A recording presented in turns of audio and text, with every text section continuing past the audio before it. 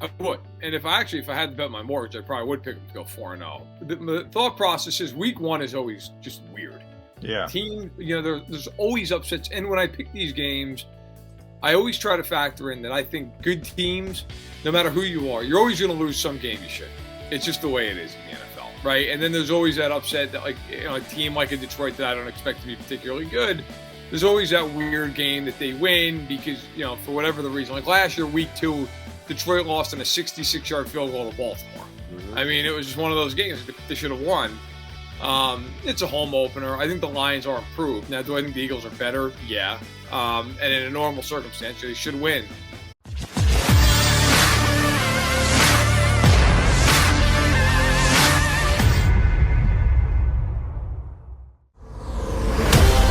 You got Mac and Mac here on Birds 365. John McMullen and Jody McDonald, and we add a third voice. A very well-informed one at that. He covers the entire National Football League for Fanside.com and is Stacking the Box podcast with one of the best football podcasts out there. Matt Verderame joins us here on Birds 365. Maybe you took a vacay week after the draft and then had to come home and pick all 272 games. You needed the upcoming NFL season. All right, do you need vacation again now? I have a 6-week-old daughter, so yeah, I need vacation for the next 5 years. Well, you won't get one until at least 18, so get used to it. But first of all, you've been doing this for a while, so how long does it take you to pick every one of these games? And I do like the exercise because one thing that drives me crazy is you'll see people say, they'll go down the divisions and they'll say so-and-so is going to go 11-6, but they don't match them up. So it doesn't mean that much. So I think it's a valuable exercise in the fact that all the teams get matched. So you have a winner, you got to have a loser, and it makes a little bit more sense. So this is the 5th time I've done it, I should say. And it was actually born out of that, John. It drove me nuts when I'd look at somebody's schedule predictions and somehow 18 teams had double-digit wins. That can't happen. Yeah. So I also like doing it because it familiarizes me with the schedules for every team. It gives me a little bit of an idea. For an example, the Dolphins are really improved this year. I think most people feel that way. However, they have the hardest 3-game trip of any team. There's only 4 teams that have a 3-game road trip this year. The Eagles are one of them. Yeah. The Chiefs are one of them. The Packers are one of them, and Miami. Miami's 3-game road trip is late in the year. It is all the way across the country against the Chargers. Then it's all the way across the country against the 49ers. And then it's up to Buffalo in late December. Ooh, good luck. And so what that helps me to do is realize as I'm covering the league in September, Miami better get off to a fast start. Because if they don't, they're in deep you-know-what. Because they're probably not winning those games. So I do it because it helps me to just kind of get used to everybody's slate. It also helps me that sometimes you'll look at a team and maybe in your head you go, 8 and 9. But then you look at their schedule and it's a lot easier than maybe you thought. That team might win 10, 11 games because they had a really, really easy slate. It sets up well for them. So while I feel like a maniac picking every game in May, it actually really does help me out a little bit to cover the season. More power to you, and it does. It gives you a really good perspective. You just laid one out there, which we're feeling a little bit here in Philadelphia. Maybe you're not, because John told me he's already looked up your pick and you got the Eagles losing week 1. Eagles at Detroit, home Minnesota, at Washington, home Jacksonville. You can make a serious argument the Eagles can get out 4-0, and if not, 3-1's not too shabby either. We look at strength of schedule, break it down into quarters or halves, or however you're going to do it. Would you not agree that the Eagles' first 4 games are on the easier side for them? I would. And if I had to bet my mortgage, I probably would pick them to go 4-0. The thought process is week 1 is always just weird. Yeah. Team, there's always upsets. And when I pick these games, I always try to factor in that I think good teams, no matter who you are, you're always going to lose some game you shouldn't. It's just the way it is in the NFL, right? And then there's always that upset that a team like a Detroit that I don't expect to be particularly good, there's always that weird game that they win because, for whatever the reason. Like last year, week 2, Detroit lost on a 66-yard field goal to Baltimore. Mm-hmm. I mean, it was just one of those games that they should have won. It's a home opener. I think the Lions are improved. Now, do I think the Eagles are better? Yeah. And in a normal circumstance, they should win. I think the Eagles are actually a really good team. Look, you look at their record. I picked them to go 10-7. And I think if you look at that, so you basically think they're the same team. I don't. Their schedule this year, even though the beginning of it is a lot easier, I think is harder this year. Washington should be better to some degree. And last year, the Eagles, for all their success, they didn't beat many good teams. I think this year they will beat some good teams. I think they will make the playoffs again. They'll be much more of a threat this year. I love the A.J. Brown trade, and they had a nice draft. So, I think the Eagles have a very good shot to get off to a hot start. And while I do think Washington's somewhat improved, I don't think they're massively improved. And Dallas, I think, is probably at best the same. Might even have taken a step back, losing Amari Cooper and Lyle Collins. One of the things I was surprised at, and by the way, so people don't attack Matt in Philadelphia, he does have the Eagles making the playoffs. So you can all settle down as a 10-win team. But I do think a lot of us looked at the way this offseason went, Matt, and said, well, the AFC is loaded with emerging quarterbacks, superstar receivers, right, all over the place.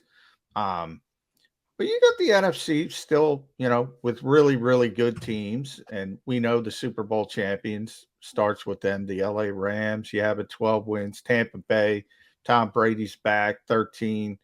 Yep. Aaron Rodgers basically guarantees you 12 wins. I've always said that. You still have Dallas at 12 wins, which people aren't going to like. A little surprised. Were you surprised how many good scenarios you had for NFC teams?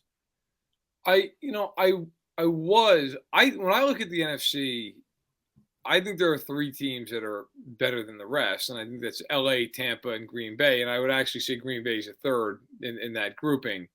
I was surprised, to be frank. I had Dallas at 12-5. I didn't think I'd have them at 12 wins. I thought I'd have them more around 10.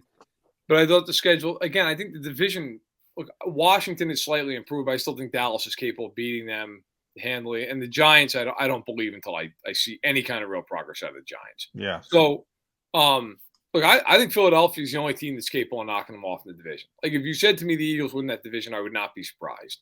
I think it just depends on how much of a jump does Jalen Hurts take. I've always been a Hurts guy. I like him.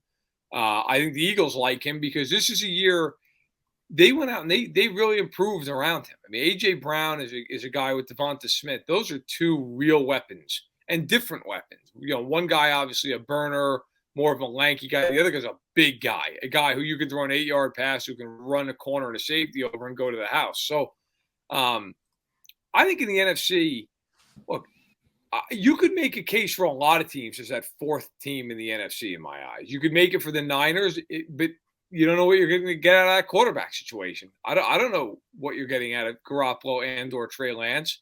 If I'm a big Trey Lance guy, it kind of worries me Jimmy Garoppolo is still on that roster. Like, why? Do you not have the confidence in him? Can you just not trade Jimmy Garoppolo? Like, what's going on?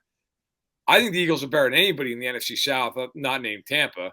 And I'd put them right there. I mean, the NFC North, maybe Minnesota, but the Eagles have proven more in recent years than the Vikings have. So, look, the Eagles, I think, stack up pretty well, save for those top three teams. Those top three teams, in my eyes, they all have flaws, but I think they're the best three teams. Whereas in the AFC, because you mentioned how deep it is, I just think the AFC is a meat grinder. You're going to have teams that are really good that don't make the playoffs. Like, I was sitting there making those picks, and I looked at Denver. And Denver went out and got Russell Wilson, signed Randy Gregory. I have him as a 7 seed, and the only reason I have him as a 7 seed is I don't know if Watson's going to play the whole year for Cleveland. Like, I almost didn't even pick them to make the playoffs. So I do think the AFC is more loaded, but I think the NFC after the top three is really pretty wide open. All right. John mentioned this earlier in the show. He and I are in lockstep on this one. A couple teams in the NFC. I'd actually add another one with Seattle that really aren't competing this year, that they're acknowledging with their roster moves, hey, we're not winning this year. This is going to be about getting better down the road. Yep. And that's the Giants and the Bears. I'd put Seattle in there too if they're really going to start. And you could throw Atlanta in there as well. Atlanta's. Yeah. Yeah, Atlanta. Horrific. So you got a couple teams in the NFC that just know that they're not in the mix. Even though it's the second of the two conferences, they're still not in the mix. Eagles have 3 games against the Giants and the Bears. They got the Bears, they got the Giants twice because they're in division. You got to go 3-0 in those games, don't you? If you want to stay with Dallas in the NFC East, make a run, a race for the championship and win double-digit games. Last year, they did lose one of the 2 to the Giants. Can they win all 3 of those games, even though 2 or 3 are on the road? Yeah, they better. They better win those games. Because you're right. I mean, look, Jody, I agree with you. I mean, the Bears, I'm based out of Chicago, and people are basically already looking at the draft for next year. I mean, there is no hope for that. That team is a mess. I've never seen a team just actively try, without trying, to sabotage their young quarterback as the Bears have. I mean, they're about ready to sign the 3 of us to go play receiver. So, no, they're terrible. And the Giants, this is all about cleaning up what Dave Gettleman left behind. That's all it is, right? If you're Joe Shane, and that's why Bradbury's gone, it's just you're just trying to clean house, clear the deck. Yes, from Mara, you're trying to see what Daniel Jones is. I think we've seen what Daniel Jones is. Unless Brian Dable can perform a miracle, I don't think Daniel Jones is long for New York. And then I would look, I mean, even though I actually have Detroit winning the game, I mean, Detroit's better, but Detroit is a team the Eagles should beat. I mean, that's kind of the one upset I picked the other way because, again, I think every good team has one game for whatever reason. It just goes the other way on them. But the Eagles should win that game. And you're right. There's a lot of teams, Carolina is not doing anything in the NFC. I know that now they're trying to because Matt Rule knows that if they don't win this year, that might be time to start looking for new real estate. But they're terrible. Atlanta is awful. I think Atlanta, if you took a poll of most hardcore NFL fans and said name 5 guys in the team, they couldn't do it. I mean, that roster is horrendous. So you've got a lot of teams. Seattle, I'm with you. Like they're awful. So you get a lot of teams in the NFC. As long as the Eagles are healthy, you look at and go, well, they're way better than those teams. And that you start eliminating teams like that. As long as you don't get hurt, you're going to, it's the way it is in the NFL. A couple teams are going to have injury problems. Will knock them down. So I think the Eagles, are in really good shape. And between the beginning of the schedule and just the shape of the conference, I think it shapes up really well for Philadelphia. Matt, I want to talk about a team I've been talking about because I just haven't understood Mickey Loomis and his plan, and that's the New Orleans Saints. He seems to think they're a contender. They're acting like a contender when you bring in Jarvis Landry and you bring in the Honey Badger. They recently, as we know, Drew Brees started, rumblings of maybe I'll play again, but at 43, 18 months off playing, I'm not sure that's the answer. They lost a Hall of Fame quarterback, a Hall of Fame coach. He seems to think they're ready to compete in the NFC. What do you say? I see a 500 team, 8 or 9 wins. They're pretty good defensively. Marshawn Lattimore, Honey Badger, I watched every snap of his last year in Kansas City, the last 3 years in Kansas City. He is still a good player. He was not the player last year he was the first 2 years. I think there's a reason the Chiefs were allowing him to move on. The Chiefs never made an offer to him. Now, that doesn't mean he's not a good player. He was a Pro Bowler last year. I think deservedly so. But at 30 years old, is it one of these things where, hey, he's going home, LSU guy, grew up in Louisiana, he finds the fountain of youth? Possibly.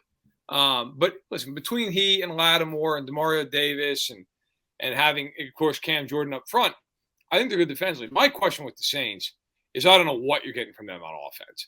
And I get Michael Thomas is coming back and Jarvis Landry's coming in. Jarvis Landry, I mean, you remember when he first was out of Cleveland, got cut, he wanted $20 million a year. Yeah. He took 1 year for up to 6. Yeah. Which says nobody wanted to pay him anything. I have my question. I mean, Chris Olave, hey, listen, like every other rookie receiver in the world, he could be great. He could be 400 yards. You don't know. I mean, hell, Eagles fans know that. Look at the difference between Devonta Smith and Jalen Reagor. Yeah. You don't know what you're getting. So I think the Saints are an average team. I also have no idea. Dennis Allen is a head coach for the Raiders. Now, granted, a long time ago, and it's the Raiders. That was a tire fire. He may be great his second go around, certainly possible. He might also not do well. I mean, you don't know. And with Breeze, look, I wrote a little about it in Stacking the Box this morning, but at 43 years old, if I'm the Saints, I wouldn't want him back. No, either would I. Yeah. I mean, he was, look, first ballot Hall of Famer, all the rest of it, an all-time great. The last time we saw him was the 2020 playoffs. He couldn't throw the ball. Nope. I mean, he couldn't drive the ball 10 yards down the field. So I would be shocked if he comes back. Yeah, I think that was Drew stroking his ego after he got bounced by NBC. I could always come back and play. Oh, except you can't really, Drew. So I'm with both you guys there. I don't think he's coming back to the Saints or anybody else for that matter. Do want to ask you about a quarterback who is going to play this year somewhere. He's going to be on a roster. I don't know how much he's going to play. Starter in the league last year. Seems to be a guy without an island right now, and that's Baker Mayfield. I would have believed that the Seattle Seahawks would have reached out, depending on how much Cleveland's going to eat of the contract, that balancing out the compensation that they'd have to give up for him. We're past the draft, so you don't even have to pay till next year's draft. Right. Why is Baker Mayfield still a Cleveland Brown at this point? Well, I think it's a combination of, they got into the Deshaun Watson sweepstakes, which obviously came after free agency, or the crux of free agency. So, we saw these quarterbacks get moved in such a short period of time. Carson Wentz was really one of the first dominoes. Russell Wilson got moved. We saw, Matt Ryan later on, but we just saw so many guys get moved. I think that was a mistake we talked about earlier. The 49ers made. They should have traded Garoppolo early if they wanted to. Now you're sitting there and it's like, who's taking him? Where's he going? $28 million. You got to hope almost it becomes a situation where some team gets desperate in camp. And I think with Mayfield, by the time the Watson thing went down, a lot of these quarterbacks had already moved. They were already in their new places. And a lot of these teams looked around and said, we don't need them. We don't want them. And look, Baker's had a couple of pretty good seasons in the NFL. Hasn't been great, but he's been, there have been guys who have been a lot worse first couple of years. You wonder how much of it is the whole, as you mature, do you want to deal with it? How much do you want to put up with? And we all know in life, and certainly in the NFL, the more talented you are, the more people will put up with. Aaron Rodgers gives Green Bay a lot to put up with, but they put up with it because he's a two-time reigning MVP, right? Like, that's the way it goes. If he fell off a cliff, Jordan Love would have been starting, but he didn't fall off a cliff. He's had two of the best years of his career. I think with Baker, ultimately, I still think he's going to end up in Carolina. I think that's how this thing ends, because right now is the time of year where all these teams will tell themselves and try to convince themselves, hey, you know what, we're going to be fine. Darnold started out 3-0 last year. We can find that. And then they're going to get into camp, and they're going to watch him throw the ball for about a week. They're going to go, you know what? It's not going to happen. and if we win 5 games this year, everybody's gone.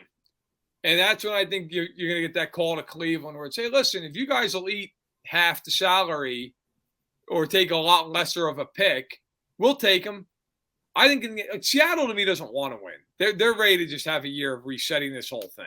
Chicago, obviously, even though they stink, they don't need a quarterback. The Giants want to see if Daniel Jones will work, on and on and on. I still think Carolina is the one bad team that thinks, hey, if we get a quarterback, we can salvage some things. And so I think in the end, he either goes there or to some team that unfortunately 3 days in, a quarterback blows a knee or something, and then it becomes a desperation thing, right? But sans that, I'll take Carolina. Yeah, Baker's interesting to me. Jody and I have talked about him a couple times, and I thought he's getting a little bit punished, to be honest, by the NFL for playing through a pretty significant injury. He didn't look good, but he was playing through it, and I thought people would give him more credit for it. Instead, you got these immaturity question marks and all that. And then you bring up Carolina, Matt. Matt Rule's got to win, as you mentioned. I mean, Sam Darnold, P.J. Walker, Matt Corral, or Baker Mayfield. If I got to win and you're giving me those 4 options, I'm pushing for Baker Mayfield. And that's why, I've seen the argument made by some that, well, for the Panthers long term, that's not the best move. It's like, okay, yeah, but there is no long term for Matt Rule, right? You got to win. Matt Rule's not worried about the Carolina Panthers in 2026. he's worried about Matt Rule in 2022, and I think at some point you do have to push for that. I agree. I mean, look, you're not winning with Sam Darnold. You're not. You're going to have all the fantasies you want on May 16th that Sam Darnold's going to come out and be the second coming. He's not going to be. And I think at some point, look, with Mayfield, I agree with you, John. He played through what was a pretty significant shoulder injury all year long. Now, you could argue, hey, you know what? Maybe at some point it behooves Cleveland to sit him down. Well, then Cleveland should have sat him down. Yeah. I give him credit for playing and for playing through all that. Look, we saw a lot of quarterback movement this offseason, right? I mean, as much as we've ever seen. And I would argue, to bring it back to the NFC East for a second, like Washington, they were really aggressive, actually, in going out and getting Carson Wentz. I mean, they took a full salary. They got a second-round pick. I mean, I remember asking people around the league, what do you think? I'm yet to find one person who thinks that was a great deal for Washington. That was a lot to give up. Obviously, everybody on this show and listening is very aware of Carson Wentz. And I will say this. I'm not trying to bash him, but, normally when you hear stuff about character and all behind-the-scenes things, normally you will hear players, coaches come out and say, hey, that's not true. That's not true. I was at the Combine. I've never been at a presser that was more forward when Chris Ballard was basically talking about the fact that we got to get rid of Carson Wentz. I mean, it was stunning. I was actually at the next, because, if you've ever been to Combine, they have these tables set up, and then they have podiums, and those for the GMs. And I was actually listening to Brett Veach talk. I was next to Chris Ballard's podium, and I completely stopped listening to Brett Veach because Chris Ballard, it was just like an all-you-can-eat character assassination of Carson Wentz. And I remember, talking to the media members during it. I'm like, is this real? Is this happening? Like, he is just killing this guy, and they're trying to trade him. Yeah. And I always believe, look, Wentz has physical talent. No one would ever deny that. And you're now on your third team in 3 years. Despite the fact that the Colts give up a first and a third for you and paid you all this money, and you won 9 games. Yeah. And they still wanted no part moving forward. The reason I bring that up is you'd think Mayfield would be more attractive than Wentz in a lot of ways. Yeah. Younger. Yeah, the character concerns maybe to some degree, but I don't know as much. And yet Mayfield's still sitting there. Like, if you said to me, you got to win 10 games, who do you want? I would take Mayfield personally. Mayfield. Yeah. Yeah. I would. But I think it's a circumstance. It's left him kind of in the wind.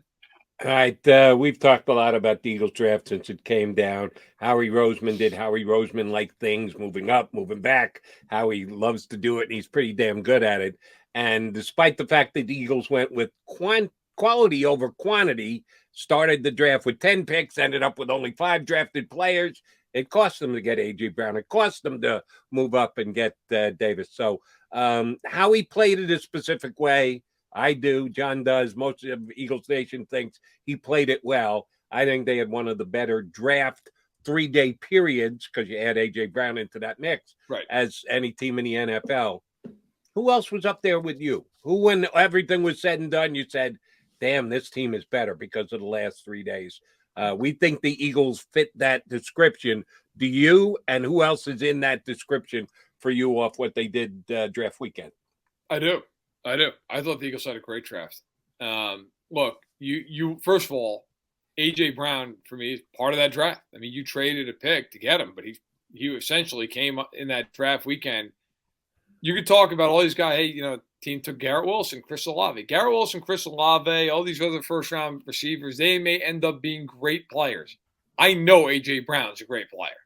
And he's at the apex of his career. Yeah, 4 and 100, fine. So what? I mean, you're really only paying him $57 guaranteed, and you go from there. But I think it was a home run. I loved the way the Eagles went out and beefed up the middle of their defense. I mean, whether you're talking about Davis, who is an athletic freak. I mean, this is a guy who ran a faster 40 than Patrick Mahomes. I mean, that is 340 pounds. Yeah. So, and I always like Nakobe Dean, of course, I think was the steal of the whole draft. Everybody lets a guy fall 60 picks. What, because he has a pec issue? Who cares? Even if he was limited by it in year 1. So what? I'm taking that kid all day long. That kid was a top 20 talent in the draft. And I always believe in, look, you know, the NFL's changed from the way it was when I grew up in the 90s and the early 2000s, where, you know, teams just, you had 2 receivers, third down, you brought a third receiver out there. Like nowadays, everybody throws the ball 100 times. But you still have to win in the trenches. If you don't win there, you can't win. Well, Jordan Davis can help you win there. Nakobe Dean should help you win in there. And then, look, you also brought in 2 guys off one of the best college defenses anybody's ever seen. I mean, that doesn't hurt. So I love their draft. It was a top 5 draft for me. The other ones would have been the 2 New York teams. I thought both teams did well. I didn't love the Giants draft after the first round, but if you walk away with Thibodeau and Neal, to me, like that's enough. You can make an argument those are 2 best players in draft. So I thought they did well. I thought the Jets did really well all the way through. I thought Baltimore had a great draft. And it feels like that's an annual thing. Yeah, it is. Ravens, nobody knows who they are better than the Baltimore Ravens. It's amazing how, like, the Ravens will come up the pick and you'll get the board and you almost know who they're going to take. You're like, oh, they're going to take Kyle Hamilton. Yep. They're going to take Linderbaum. Yep. That's who they took. And I thought Kansas City had a really good draft. Now, Chiefs had a ton of picks. They had 12 picks to utilize, ended up taking 10 players. But I thought the Chiefs got a lot of value in McDuffie and Karlaftis in the first round. They got Sky Moore. So I thought those teams, and look, it's no coincidence that all 5 of those teams either entered the draft or exited the draft with at least 2 first-round picks. And a lot of ammunition. I thought they used it well. Yeah. And that's part of it with the Giants and Jets. If you're in the top 10, you better do well if you have a couple picks. But with Baltimore specifically, Matt, because that was the team I was on, and it seems like everybody in the NFL knows Eric DeCosta. Well, the Eagles jumped up to 13 because they thought the Ravens were going to take Jordan Davis. But the Ravens are always ready with that contingency plan. They had 6 picks in the 4th round. Every time I looked up in the 4th round, Matt, they were taking a pick, and I said, man, that's a good pick. That's good value. It's amazing how smart that team is when it comes to personnel evaluation. And you've seen it with their scouts, their 2020 club that everybody knows about, gets picked apart every few years. Just a really, really smart organization. But I know you spend a lot of time with the Chiefs and Andy Reid. And that's obviously still a significant Super Bowl contender. You mentioned their draft. A little bit different this year, though, because you lose Tyreek Hill. That guy's unique. You have to change some of the things you do offensively. Talk about that from the Chiefs and the Dolphins' perspective. And is Tyreek going to be happy? He doesn't have Patrick Mahomes and vice versa. How do you think that's going to shake out? Yeah, well, I mean, from the Tyreek perspective, listen, I think he's pretty happy because he got paid a boatload of money. So he's probably down in South Beach. I think he's doing okay. But I think you're right. I mean, he doesn't have Patrick Mahomes anymore. I still think he'll be a great player. He is one of the most athletic players in NFL history. He's so unique to the way he plays. The question's really going to be in Miami about Tua. I mean, that's going to be the whole story all year long. How good can he be? I mean, they went out and got Teron Armstead at left tackle, who is often injured but is excellent when he plays. You have Jalen Waddle. You have Mike Gesicki. You have Tyreek Hill. You have Raheem Mostert in the back. I mean, that's a talented football team. That's a team with a pretty good defense. I'm not saying they should win the Super Bowl. I don't think they're a Super Bowl team. But Miami, if Tua is better, that should be a playoff contending team, even in a loaded AFC. But I think it is, for Tyreek, it's going to be different. You're not just going to be airing it out. Now, on the other side of it, for Kansas City, they've been open about the fact that they wanted to re-sign him. And then Devontae Adams happened and Christian Kirk happened, and it just everything's skyrocketing. And they decided, hey, look, we'll take the $75 million in cap space over the next couple of years and 5 picks. And we feel like we can figure it out, still having Patrick Mahomes and all the other talent that they have. I think it changes mostly the way defenses will cover them. I mean, last year they could not throw the ball over the top.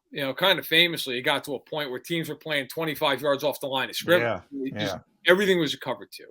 Everything was, we're going to play as far back as humanly possible. The Eagles actually, they played the Chiefs last year. Now, that game, the Eagles couldn't stop Kansas City, but that was also a game where if you go back and look at it, like most teams, I mean, the Eagles just played back. I mean, everything was back, and the Chiefs still found a way a couple times to get over the top. But as the year went on, they couldn't get over the top. And I think that was part of why they may be saying, look, if we're going to get a bunch of cap space and 5 picks, we got to roll the dice a little bit. Now, it could blow up in their faces big time. But I think a lot like Green Bay, you're betting on the quarterback. You're betting on the quarterback, the offensive line, Travis Kelce, and then they went out and they got Juju Smith-Schuster and a bunch of – I think it's going to be more of an ensemble. It's going to be more of a TV show and an ensemble than it's going to be 2 big movie stars. Since you went there, I want to get follow-up questions in on both the Dolphins and the Chiefs, who are exciting teams coming into the season. Number one, what do you think of the Dolphins' kind of avant-garde, I would use the word goofy, head coach, Mr. Coming in from Mike McDaniel, coming in from the West Coast. Either he's a mad scientist genius or he's going to be an overmatched guy in the NFL. I'm not sure which. I'd love to be able to say which one I think it is, so I want to get your take on it. And number two, Kansas City question. Justin Ross was a kid who I remember watching play in his freshman year at Clemson. And I said, damn, freshman, this kid might be the best receiver in all of college football. And he's had just injury issue after injury, goes completely undrafted, signs with the Chiefs as an undrafted free agent. No, those medical issues are still a big deal. Has he been able to get out there on the field and show them anything? If you've heard anything from your contacts within the organization, that they think he's a guy who can actually make the team and contribute this year. So they do. Starting with Kansas City, they do believe that. They gave him a clean bill of health, which I will say, knowing that organization, if they do that, they really feel that way. I mean, that, and to speak to that point, last year they drafted Trey Smith, who's a guard in the 6th round. And I don't know how familiar anybody in Philadelphia is with him, but he was a guy who was really probably a top 50 talent in the draft, but had blood clotting issues. Missed time as a sophomore in Tennessee, didn't have any issues 2 years after, but a lot of teams took him off their board, and the Chiefs went to the mat essentially with their team doctors the day that they drafted him, day 3 of that draft, they cleared him, and last year he was excellent for them. I mean, essentially played at a Pro Bowl level. He got overshadowed by Creed Humphrey, but was almost everybody's good. And I think with Justin Ross, now they didn't invest a draft pick, obviously. He was undrafted free agent, as you mentioned. But they do feel like the talent's there. He was out there for rookie minicamp, knocked some of the rust off. And you look at their room at receiver, they usually keep 6. Well, they're going to keep Marquez Valdes-Scantling and Juju Smith-Schuster. They're going to keep Mecole Hardman and Sky Moore. And then after that, you look at it and go, he's got a shot. I mean, he's going to have a shot to make that roster. They still have Josh Gordon, who at this point, I don't know. I mean, is he ever going to make any kind of a comeback? I kind of feel like maybe that time's passed, but he is still there. But yeah, I think he's going to have a real shot to make the team. And they'll have that open competition toward the back end of that depth chart. As far as Miami, Mike McDaniel's definitely a different guy. I got the opportunity to talk to him a little bit at the combine, and he certainly does not fit the profile. I don't think he and Mike Vrabel are going to hang out and have a couple of Coronas. Those guys are a little different, right? But it's a new age. I think if Mike McDaniel was a coach 20 years ago, I don't think there's any. I don't think he would be a coach 20 years ago. Yeah. And I also think he fits where he is. Like Miami's a laid back. I can't imagine him in Philly, right? Like that just doesn't play. If you're 0-1 or 1-2 and you come out and you have that attitude, you're getting killed. And talk radio is just taking you to the cleaners. New York, somewhere like that. Like that just doesn't play. Miami, you might play a little more, but it's interesting. Let's be real. If you're media friendly, a lot of times as a coach, it's like, oh, this guy's going to be really good, and you like him intrinsically. I have no idea what he's going to be. He might be good. I thought Brian Flores was a pretty damn good football coach. True. And they got rid of him. And you bring in Mike McDaniel, who might be great, might not be. Look, it's going to come down to Tua. Like Mike McDaniel could be Vince Lombardi, but if Tua can't throw the ball 12 yards down the field to Tyreek Hill and Jalen Waddle, it doesn't matter. So it's interesting. They're going to be, I think, fighting to try to get ahead of New England in that division. It is always interesting when Matt Verderame joins us here on Birds 365. MV, appreciate your Eagles insight. Appreciate everything in the rest of the National Football League, and especially appreciate, oh, by the way, I'll predict now above 500 on your 272 predictions. I say you have a winning record this year on predicting the entire schedule months before it ever starts. Great stuff on your spot. Appreciate you coming on with us today. We'll get you up in a couple of weeks again. Thanks, bud. Hey, no problem. Thanks a lot, guys. Thanks. Matt.